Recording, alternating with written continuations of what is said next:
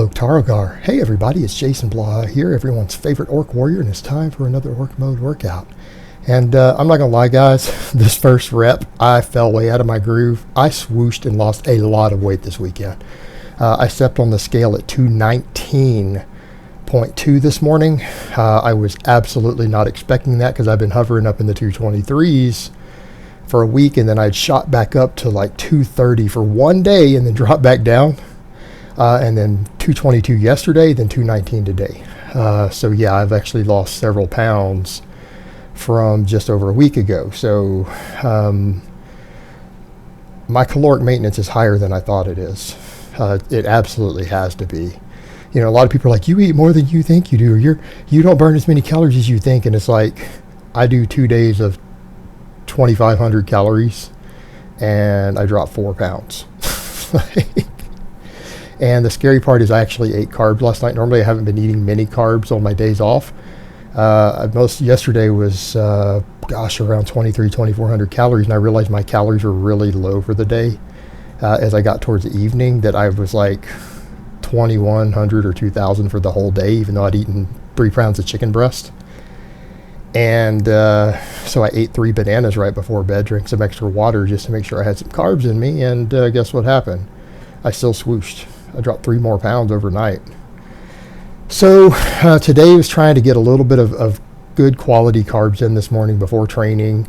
Ate chicken breast protein shake, no vegetables because I didn't want anything to slow down the absorption because I was worried my performance was going to suffer. And I fell out of my groove on that first rep on the squat. And I had that forward lean because I totally slipped out of my groove, and then I fixed everything later in. And you know, it goes to show you that you can mentally psych yourself out. And it had to do with me dropping a bunch of weight. I was scared I was going to be weaker. You know, it happens.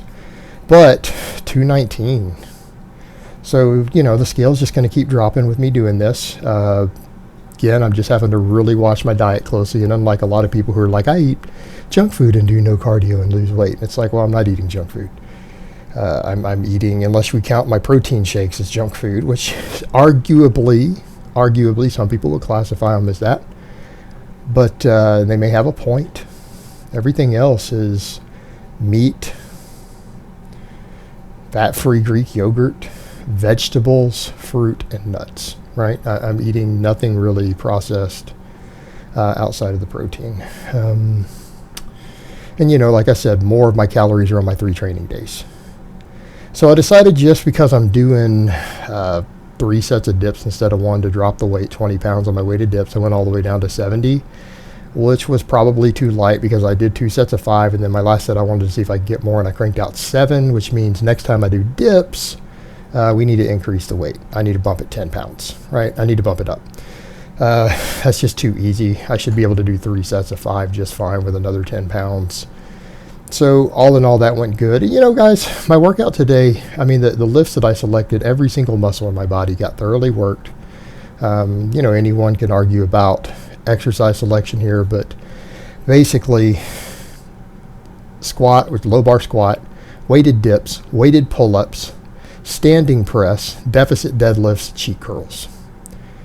Everything got worked. Everything.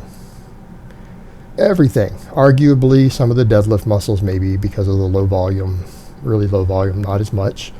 But you have to factor in, like, the squats still hit those muscles, just not to a large degree. So, you know, if anything, maybe my hamstrings might need more work later. I eventually, gosh, it'll be a long time. I don't have space for it. I mean, I could put it in the living room. Or the dining room or something, a glute ham raise. I mean, a glute ham raise eventually might be beneficial to me.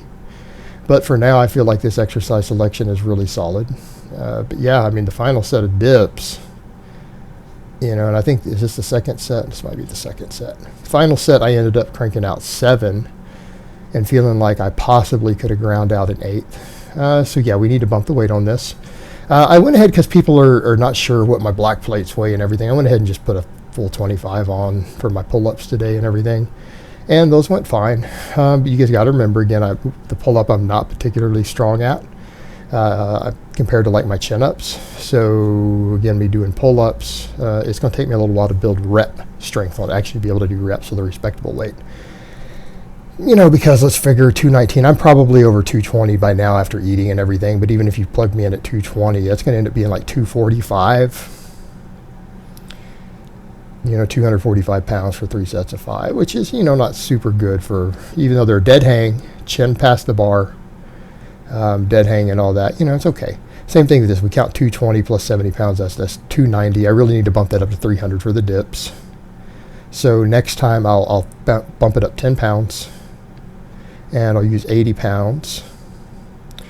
But, I felt everything felt thoroughly worked during this training session, Actually, by the time I finished these first 3 exercises, and it's actually before noon right now. I'm doing the voiceover on this before noon. By the time I get it rendered and uploaded and all that, it might be afternoon. But I basically got my videos done for the day, got all my training done, everything before noon. I'm not really splitting this up the way that I had been. It's just one big full body session, and particularly Monday, because I've had 2 days off. I want to get it started early in the week so they space out better. And, rather than get it done later in the day, so that I have that recovery time between the 2 workouts. So, that's what I'm trying to do. But I felt everything was already worked by the time I got through this, including my delts. So the other stuff was just kind of finishing everything off, my last 3 exercises, really.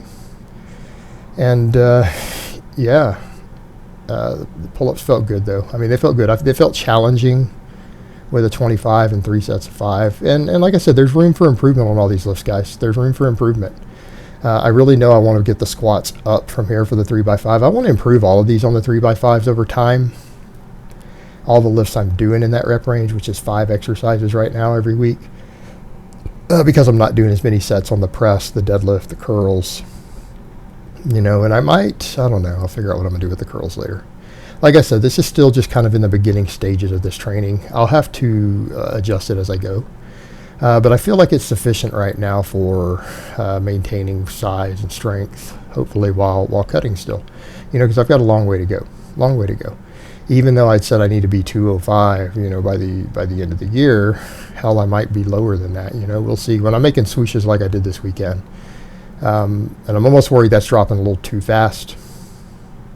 I don't think more than 2 pounds in a week is going to be good. That's definitely risking, lean tissue loss that I don't want.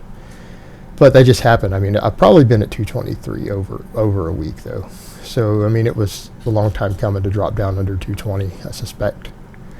But realistically, that's technically 11 pounds in the last month.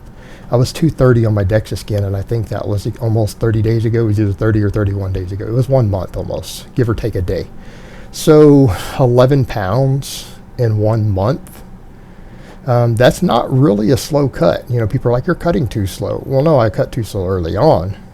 Right now, that's not slow, guys. 11 pounds in a month after you've already started a cut and dropped your initial water. That's a lot. That's a lot. If I did that in another month, I would be 2 months ahead of my schedule almost for the year. Looking at the footage on the press, all right, I'm using a little bit of leg drive accidentally. It's not enough to call it a push press, but it's not a strict press, and I need to work on this. And it's because I haven't been doing the press, and I've been benching so much, and you use a little leg drive. There was no leg drive on the first rep, right? But I think it's right there. Drop on the second, almost a little more on the third, the fourth, and the fifth. I'm putting leg drive in to get that instead of coming from a dead stop. So something I need to work on. It's not a problem for strength and hypertrophy. People need to remember that. It is not a problem for that. It would be a problem if I were to be judged on a strict press, or I would go do a strength lifting meet or something later on. Getting in the habit of doing that leg drive when it starts to get heavy isn't a habit you want to stay in, right? You definitely got to avoid doing it on the first rep every time, no matter what. That might keep the effect from being trained, but that would be a problem if I were to jump up and say compete in strength lifting or something, down the road. Not currently in the plans. It's not in the works, but just in case. It's something I do need to be aware of from a competitive perspective. I bumped the weight a hair on the hook grip. It actually felt a little slippery near the top on my right thumb with this, but I do need to start just working this up at this point. Yes, it's still going to be sub-maximal because you guys know I can pull 575 plus. So this is just about building that. And I decided not to do the double overhand today after that weight loss. I don't want to bury myself today. I'll probably do double overhand more later into the week. And this workout was actually getting pretty long. No warm-ups filmed. It still went past 10 minutes. So these workouts are getting longer, and I may end up adding a hair more stuff over time, like even a second set of curls or something. But again, today I went a little heavier on these cheek curls. I know some people are like, they're a compound, but they're not really a cheek curl. They look pretty strict to me. Well, that's true. I consider it a cheek curl, though. See, there's a little bit of swaying, a little bit of swaying. And yes, I do have movement of the shoulder to turn it into a compound movement, which I did a video covering the other day. But yeah, I feel like just finishing off with my worst muscle group, a decent exercise from my worst muscle group. And most people agree my biceps are my worst muscle in proportion, so it is what it is. All right, guys, but that's really all I have to say on that today. I hope it's been informative, and I will talk to you guys next time.